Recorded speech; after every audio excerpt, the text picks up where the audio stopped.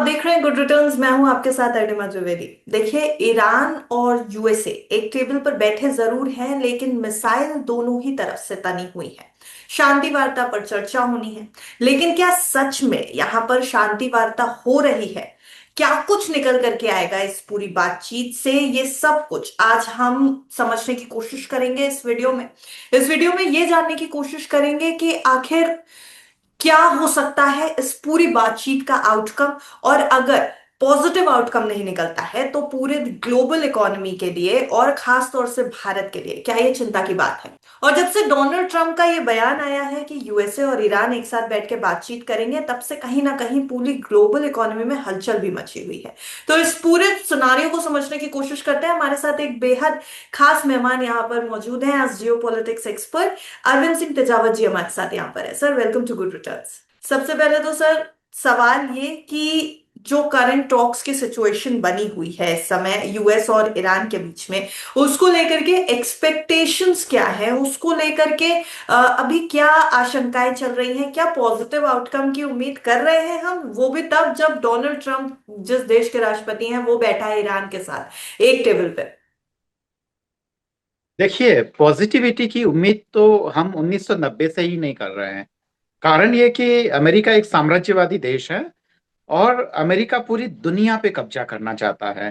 तो साम्राज्यवाद की भूख है, वो कभी भी शांत नहीं हो सकती। तो जरूर वह अमेरिका मौका देखेगा कि कब ईरान को खत्म किया जाए हम्म। और उसके जो तेल भंडार है उस पे अधिकार किया जाए। तो बिल्कुल भी अनिमा जी, मुझे लगता नहीं है कि कोई पॉजिटिविटी की उम्मीद है। और अगर ये लड़ाई मुलतवी हो भी गई हम्म। तो आगे आने वाले दिनों में अमेरिका दोबारा मौका देखेगा कि किस तरह से ईरान को घुटनों पे लाया जा सके। सर, पॉजिटिविटी की उम्मीद नहीं की जा रही है इन टॉक से। अगर हम नेगेटिव आउटकम्स की तरफ जाते हैं तो सबसे पहला सवाल यही कि फिर यूएस की तरफ से कैसा रिएक्शन रहेगा? क्या ओमान मीटिंग्स फेल हो जाती हैं तो यूएस की तरफ से एक अग्रेसिव रिएक्शन आ सकता है? न्यूक्लियर साइट्स पर जो है वो बॉम्बार्डमेंट्स हो सकते हैं या मिलिट्री बिल्डअप हो सकता है? क्या करेगा यूएस? देखिए, ये तमाम आशंकाएं हैं, पर क्योंकि जितने भी सैनिक अभियान होते हैं वो काफी गुप्त होते हैं और उनको प्रेडिक्ट नहीं किया जा सकता है, इसलिए इस बार भी प्रेडिक्ट करना काफी मुश्किल होगा। पर उम्मीद है कि या तो अमेरिका अपने यहाँ से भागने का मौका ढूंढे, इन सारे ही कॉन्फ्लिक्ट्स में ना फंसे, क्योंकि जो डोनाल्ड ट्रंप साहब को जो अचीव करना था, जो खासकर मागा पीपल है जो कि अमेरिका को दोबारा से ग्रेट बनाना चाहते हैं, वो हम्म। उद्देश्य वो हासिल कर चुके हैं।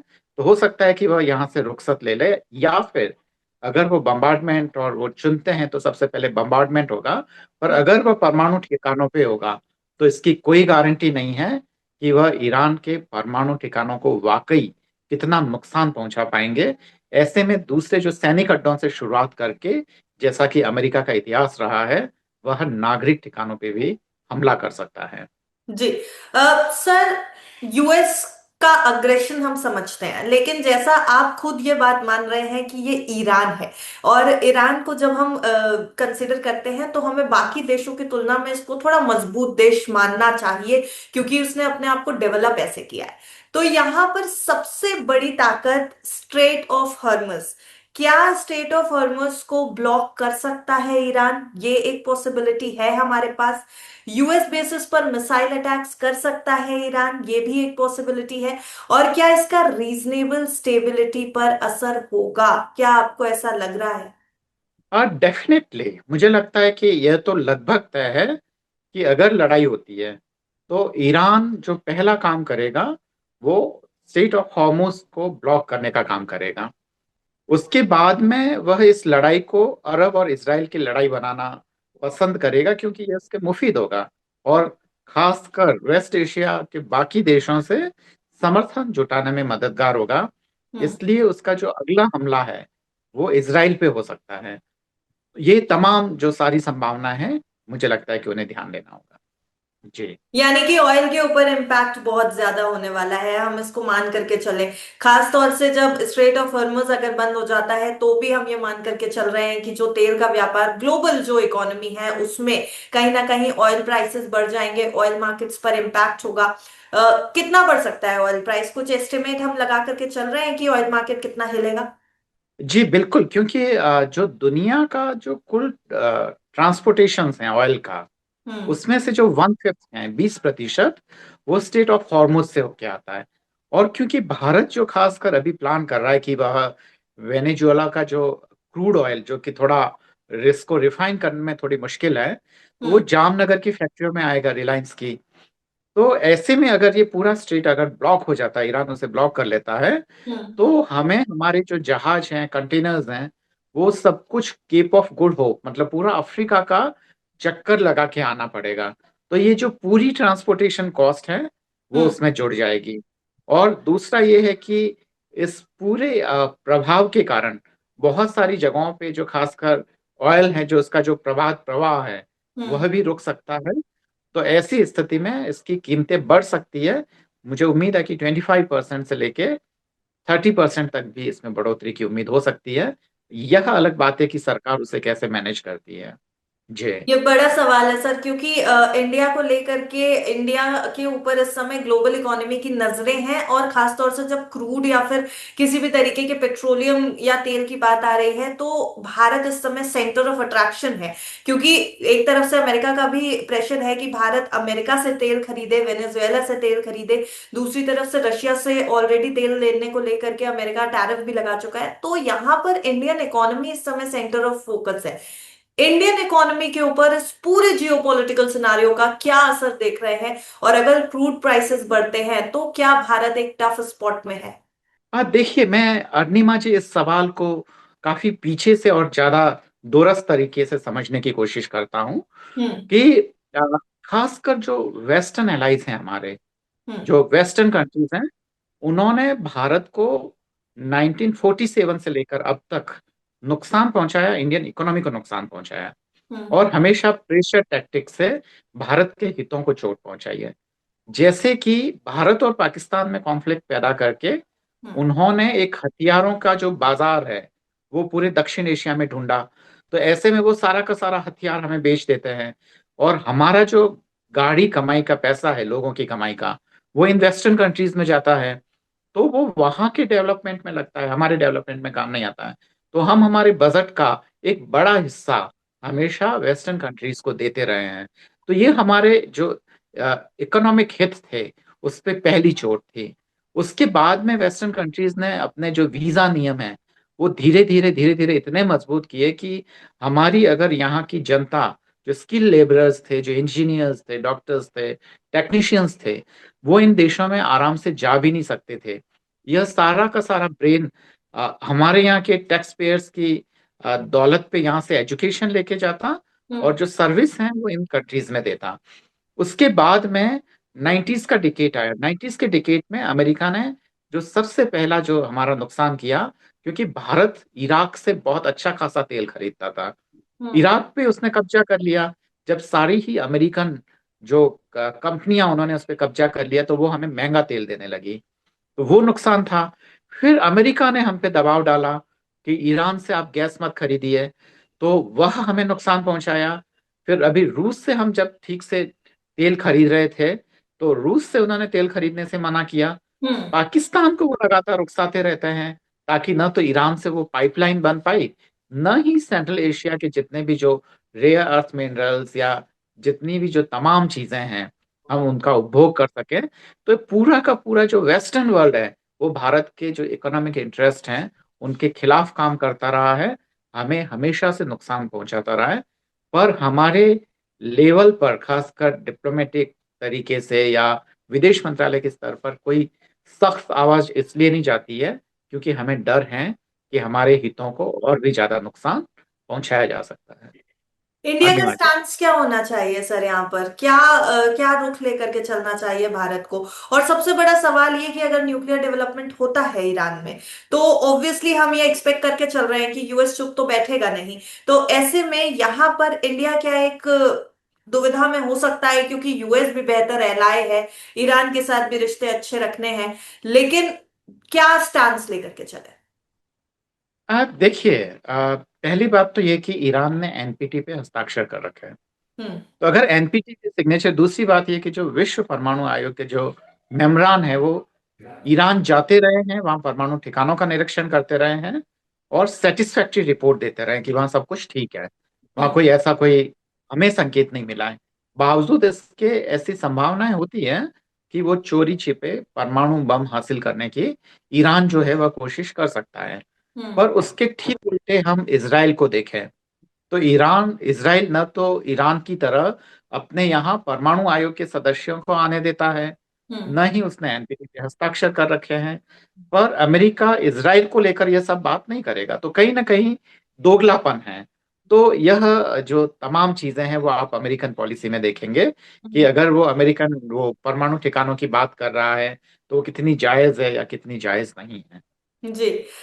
यूएस और चाइना के बीच भी क्या टेंशन बढ़ सकती हैं सर, क्योंकि भारत की बात तो हम कर ही रहे हैं, लेकिन कहीं ना कहीं चाइना और रशिया ये दोनों भी बहुत मेजरली इन्वॉल्व हो सकते हैं इस पूरी बातचीत के बाद निकल के आने वाले आउटकम में। ग्लोबल पावर्स भी हैं चाइना और रशिया की अगर बात की जाए, वैसे भी यूएस और रशिया के टर्म्स अच्छे हैं नहीं।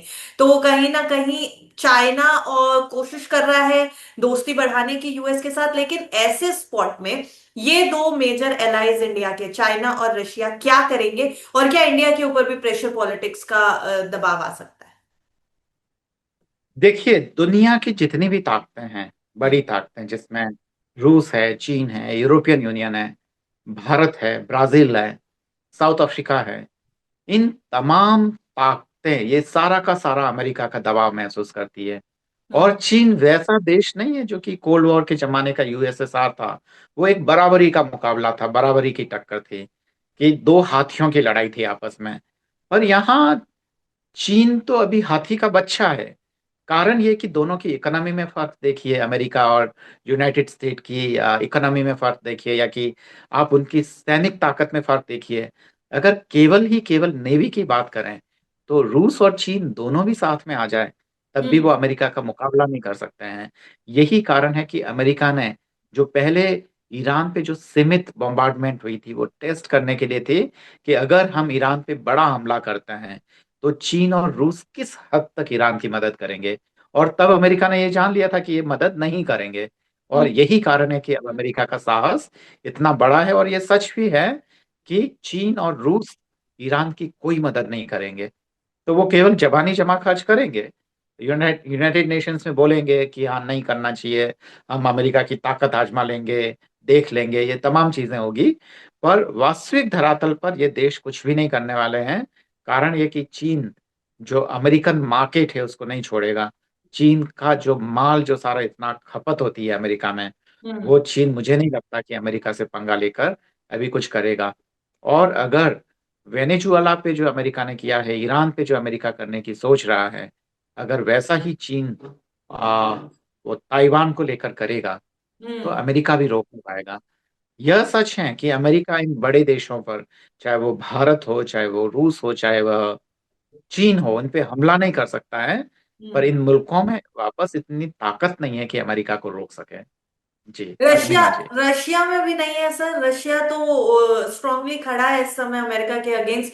बहुत सारी रशियन ऑयल को लेकर के डोनाल्ड ट्रम्प के बयान भी आते हैं, बहुत सारे देशों के ऊपर प्रेशर भी बनाया गया, लेकिन फिर भी पुतिन वहीं के वहीं खड़े हैं। रशिया से भी उम्मीद नहीं है। बिल्कुल भी उम्मीद नहीं है रशिया से। अगर डोनाल्ड ट्रंप जब भी बुलाए, पुतिन कहीं पे भी दुनिया के हर कोने में उनसे मिलने के लिए तैयार है।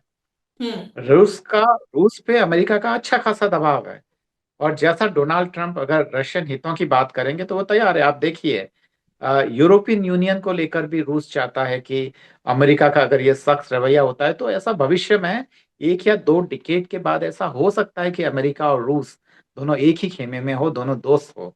अगर यूरोपियन यूनियन से उनका ज्यादा वैर भाव बढ़ जाता है तो हम्म। यह भी तो लगभग तय है। रूस क्यों करेगा? उसकी इकोनॉमी वैसे ही काफी रसातल में जा चुकी है उस युद्ध के कारण। हम जानते हैं कि युद्ध में एक छोटा छोटा बुलेट होता है, वो भी सैकड़ों रुपए में आता है। जो हम्म। बड़े बड़े जो हैं वो तो फिर करोड़ों खरबों की बात है। तो करोड़ों खरबों और उसके बाद में एक बड़ी आबादी मरती है। अब तक 70 से 80 हजार लोग दोनों तरफ मारे जा चुके हैं। तो उनको वापस उनके परिवारों को मदद करना वगैरह तमाम चीजें हैं जो युद्ध में बहुत खर्चीली। युद्ध से हर एक मुल्क 10 साल पीछे चला जाता है कम से कम।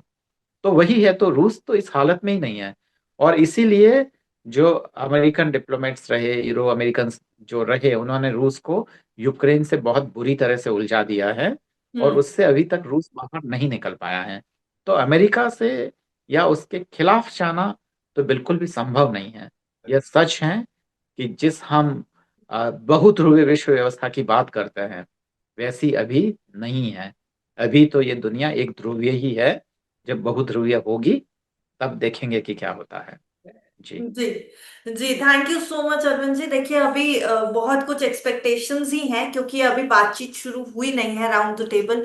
लेकिन जब यूएस और ईरान एक टेबल पर बैठ रहे हैं तो कयास तो लगाने लाजमी है, क्योंकि बहुत कुछ निकल करके आ सकता है। उम्मीद यही है कि शायद वॉर ना हो, लेकिन कहीं ना कहीं दोनों ही देशों का अग्रेशन देख करके नेगेटिव आउटकम्स की भी आशंकाएं निकल करके आ रही हैं। तो क्या कुछ इस बातचीत के दौरान होता है ये तो आगे चल के ही पता चलेगा, और दोनों देशों की तरफ से इसको आगे कैसे बढ़ाया जाता है ये भी आगे पता चलेगा। पर सर, जो आपने सिनारियो समझाने की कोशिश की है वो मुझे लगता है व्यूअर्स को थोड़ा इस पूरी सिचुएशन को बेहतर समझने में मदद करेगा, इसलिए बहुत बहुत शुक्रिया आपका।